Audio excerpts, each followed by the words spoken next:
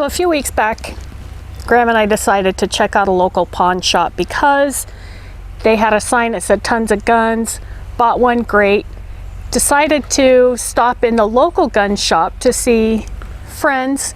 I chose to stay in the car for what was a very long time.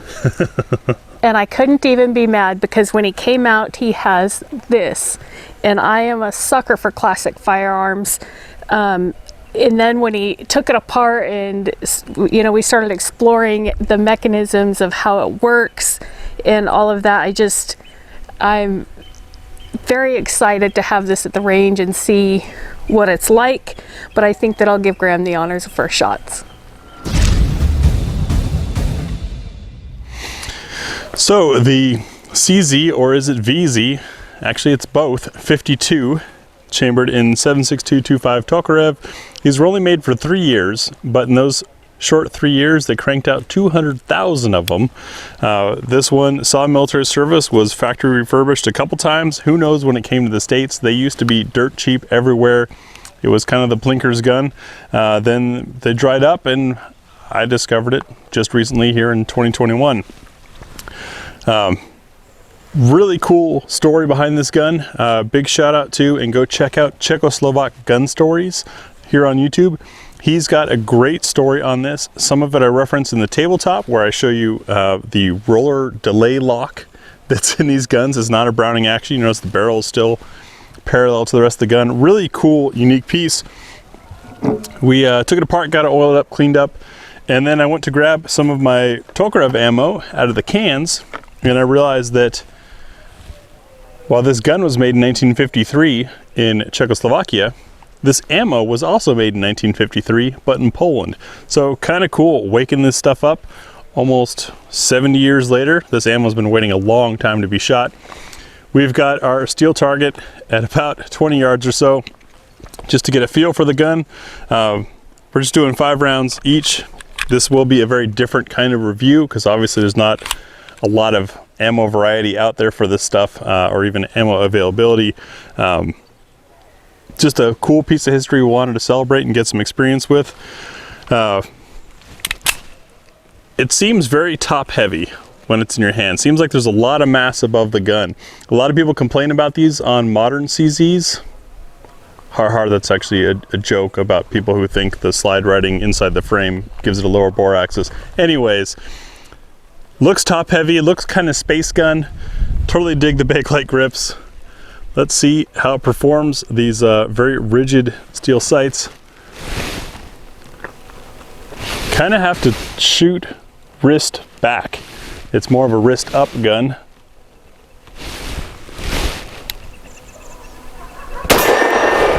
It's got some punch.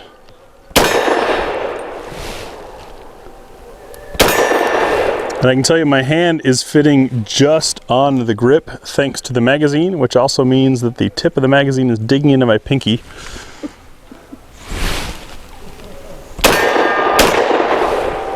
Oh, that's my 5. At least I hit both of them on that double. Hand cannon of a gun, fun thing to shoot with. Let's see what Tia thinks. So, I just confessed that I love classic firearms. However, I don't shoot them that often. So this is kind of a new experience for me. Graham's got a couple of older ones that I've shot, but I don't think I've shot one this old, and definitely not in this caliber.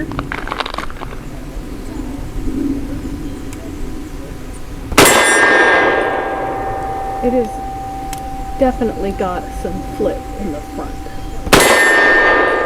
I can see the recoil shock all the way back at your head. I'm thinking about every shot now as I pull the trigger. Definitely not put this in the hands of a new shooter.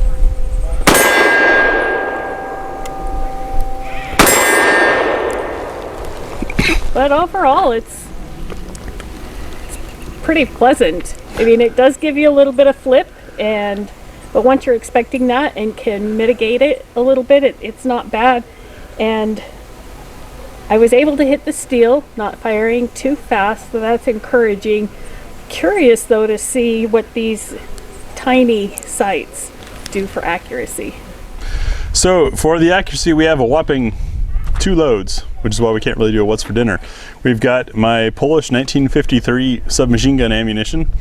I unsealed the can probably in 2017 and then kept it humidity controlled. So the ammo's, I mean, there's some dirty, but most of it's still pretty clean.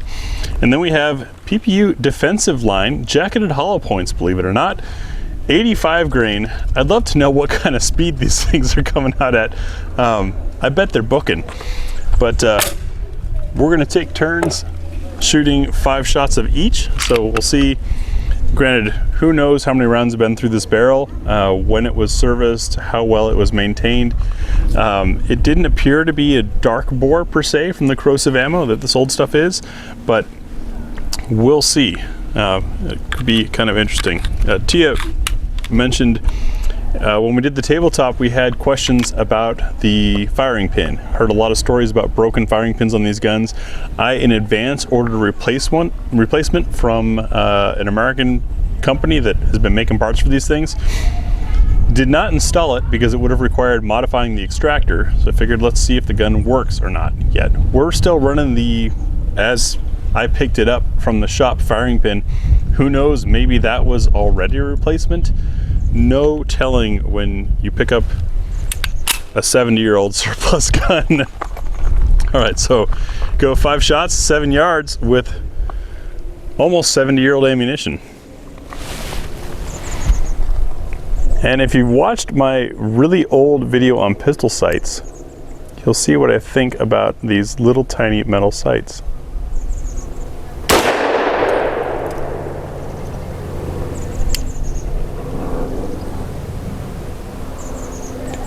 Oh, safety popped up on this. It's happened to me a couple times.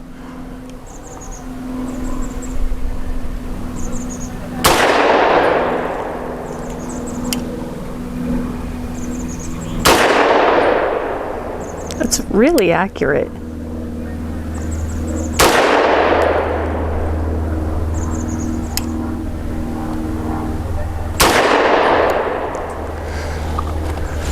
I'm pretty pleased with that for 70-year-old ammo. Be interesting to see how the new stuff does, but first we're going to see Tia shoot this old stuff.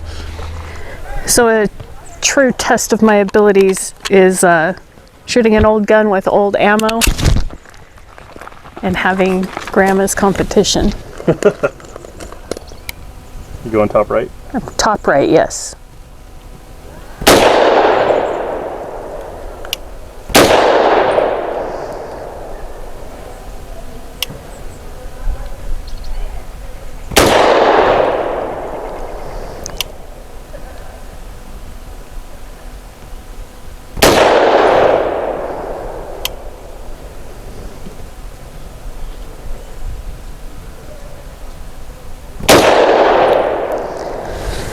Too. Not too bad. I don't think I'd run a competition with it straight away. Let's see how that new ammo does. Yes. Tia just wanted to point out, these are beautiful, these hollow points from PPU. Very nicely made. That might also be just the contrast to the 70-year-old stuff we're pulling out of a cardboard box. But let's see. I wonder too, can this birthday bump? No. Sometimes when we set it down, the slide closes itself unless we've really pushed up on the slide lock bar. So I wondered if it would happen. We're learning this gun while you guys watch. All right, so bottom left target, 5 rounds of hollow points, modern production ammo. I'm gonna keep my thumb on that safety, keep from creeping up on me and throwing off my shots. Oh, beautiful. Wow.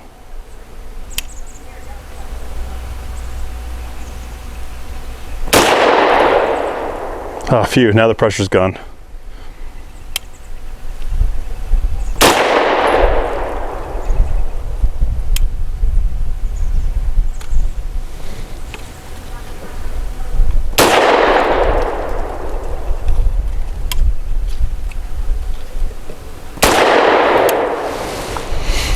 I did not get slide lock,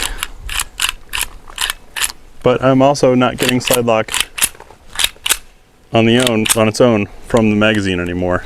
Might be a worn out magazine. I mean, there we go. There it closed as soon as I dropped the mag. But shot nicely, and I gotta say, that PPU was a lot more pleasant to shoot than the old 1950s submachine gun ammo was. So I'm a bit relieved to hear that those might be a little bit softer. The PPUs will be a little bit softer.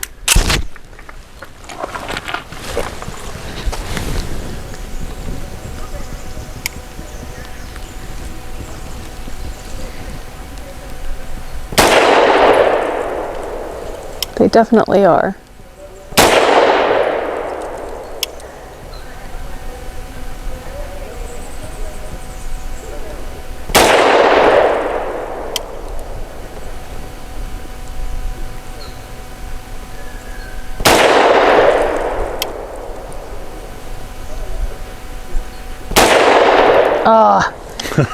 Got better. These classics will certainly help you appreciate modern technology. So the CZ52, I absolutely love it for the simple fact that it's a classic. It's got a different operating system, and that operating system is visually different and stimulating. The Bakelite grips, we've come a long way from where it started, but this is a beautiful example of fine machinery during times that weren't necessarily fine in history. So I will always support another classic firearm in the home. And off camera, we shot it with a Yugo Tokarev just to get a comparison, to have those different operating styles and just a different ergonomic but the same ammunition. Which of the two did you find more pleasant to shoot? I would have to say the Tokarev was more pleasant for me because it's a little more narrow and I can get a better grip on it and felt like I could control it better. However, I didn't shoot that with the modern ammo. That may change my perception on that a bit. I don't recall feeling that it was as snappy as this was with the older ammo.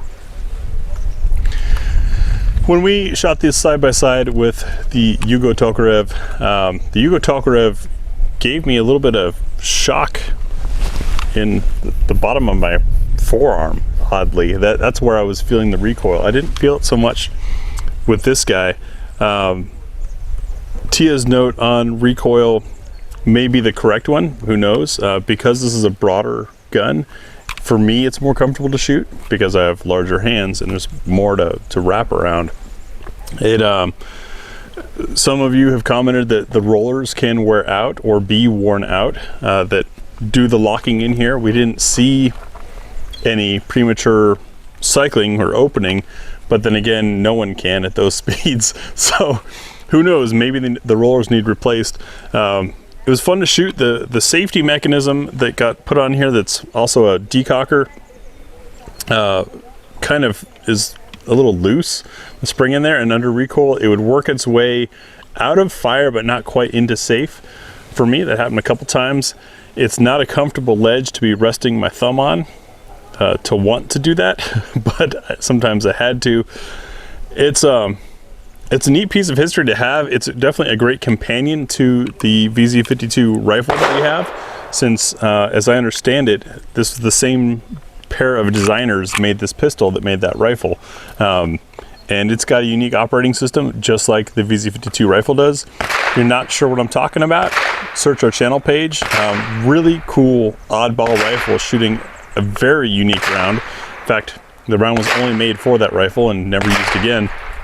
So I'm glad we've got this as a companion for the collection. Is it something I'll shoot every day? No, probably not. It's not that pleasant. Did appreciate the fine sight picture. maybe not practical for self-defense or military and police use as the gun was intended for, but you know what, it was the 50s. Thoughts and knowledge on sights were a little bit different then than they are now. So it's nice to have, to keep things in perspective and show you how far things are advanced. You know, think about today, suddenly everybody wants a red dot on their pistol. That's the latest trend. Previously it was, you better get night sights on your pistol. That was the trend. So things change, both in tactics and in the trend of use of things. This is a nice reminder of what the 50s had in store, especially a country working its tail off to recover from a pretty terrible war, and at the same time being oppressed again by the Soviets, pushing them in a different direction. As I mentioned in the tabletop, thanks to that Czechoslovak Gun Stories channel, this was originally designed to be in 9mm and competed against the SIG P210 in 9mm. But then the Soviets came back and said, no, you got to use Tokarev, and that's why it got converted over to 7.62-25. So cool piece of history, a cool artifact, if you will, of the politics of the time and what was going on in Europe at the time. Thanks for watching.